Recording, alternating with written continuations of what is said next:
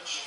Yeah, before we get going here, Jeremy, I just want to say I recently read Pete Hamill's book, Downtown. He discusses a certain thing called a New York nostalgia, and I'm feeling a real New York nostalgia right now. I'm looking down at this stage, and I can really see Morty Matz, a mentor of mine, one of the greatest press agents of all time, who worked with Nathan. If it weren't for Morty, we wouldn't be here, but I know he's watching from on high, probably with a cup of coffee next to Jimmy Breslin watching on satellite. Exactly. One of the great figures of New York in his era. A Runyon-esque figure. Yes. And I'm also nostalgic for 07, when young Joey Chestnut took this stage, ate 66 hot dogs and buns, and then 12 minutes, and won his first belt. He's won 15 more, of course. And it's amazing. He's here today going for 17. Now remember, the record is 76. That was 4 years ago. I'm not a math PhD, but I can figure out that averages 7.6 dogs per minute. Correct me if I'm wrong.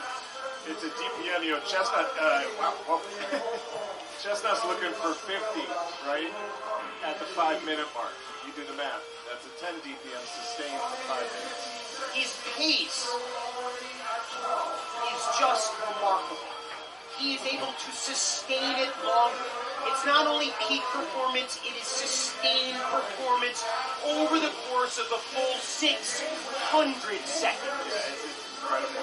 Pat Bertoletti's keeping pace. Pat started the year strong. Then he placed third at Smoke Slam. He placed fourth at Dead End. He comes to Coney, not on the strongest footing. I talked to him a couple days ago. I told him to download a meditation app, get your footing, don't be overwhelmed by Joey. He sounded confident in that pregame interview. There they are, the all-time champ, the reigning champ, side by side for more with Pat Bertoletti and Joey Chestnut. Here's Tiffany Green. Developed quite a relationship over the 20 years that they've been on the circuit. And Pat Bertoletti says Joey's been like a brother. They've trained together. He sought out advice from him, especially last year. He alleviates pressure just being on the stage. When Joey is there, he makes homework, and he's so special. I said, separates him. He says his mental horsepower matches his physical horsepower. So you can be aiming for like 60 hot dogs and buns, and Joey has this ability to use every inch of his body to fit the food in. And Joey has already opened up an 8-dog lead over the reigning champion, Pat Bertoletti. Amazing start. And there's Adrian Morgan, who's been gone for a couple of years from the circuit. He posted last fall that he ate 2 gallons of chili at an LSU game. I don't know if it happened or not, but half of his followers liked it. Of course, half of America thinks Talladega Nights is a documentary, so you tell me. It's interesting, too, Rich. Having spoken to so many of the eaters over the last couple of days, there is among most of them, I'm not going to say everyone, I'm not going to call everybody out, a sense of defeatism.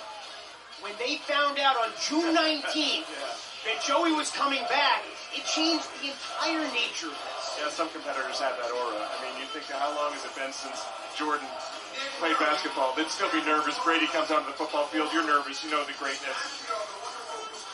Full field there. Borisek, who we talked about, way down. Jeff Esper, perennial runner-up here. Tiffany Green has more on Jeff. Well, coming off a record year, setting a personal best of 53, you mentioned already the most seasoned eater in this field, a science teacher. When we sat down with him, said, well, what keeps you coming back to Coney Island? And he said simply, this is the proving ground for competitive eating. And he's finished consistently in the top 2, as you've mentioned, the last few years. But watch out for that final minute. He has that feverish finish that all of the eaters talked about that makes him stand out as one of the best. Jeremy Esper, as I said earlier, 50 years of age, the oldest guy at the table. Other eaters look up to him the way John Farrell looks up to Tom Keene, like he's some sort of sage.